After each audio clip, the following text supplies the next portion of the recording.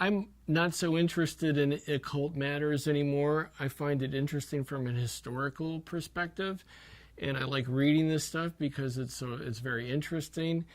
But my major focus is science. I read tons of science books. Doing research for this, I probably read, I don't know how many books on quantum physics and artificial intelligence and robotics. And one of the most interesting things that I've encountered in being a science buff and reading a lot about science is something that's called the singularity. We as humans have been trained to think that history and our continued existence is very linear. And you look at a timeline going back to ancient cultures, and then this happened, and then this happened, and you expect that it's going to continue that way.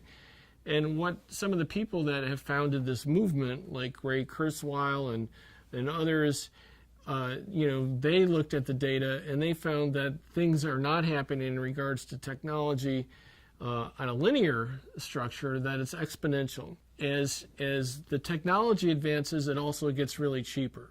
So if I pull out my iPhone, I'm holding in my hand a computer that costs a couple $100 and has the computing power of an entire room full of computers in 1960. There's going to come a certain point, a tipping point, where computers become smarter than humans. And that's, in essence, what the singularity is. And then once that point happens, then the computers will continue to design more and more intelligent versions of themselves. And the result will be a superintelligence that we have no idea what the intent or what that superintelligence is going to do or wants to do or anything like that. It's like the true game changer. From that point on, history, anything could possibly happen. It's all up for grabs.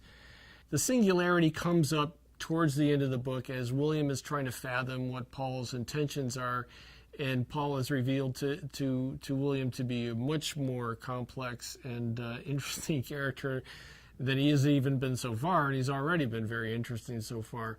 But you realize that Paul's framework of perceiving the world is not all about mysticism and mumbo jumbo, but he's very much involved in this trajectory of science, and he intends very much to be a part of the singularity and be a part of what's going to occur.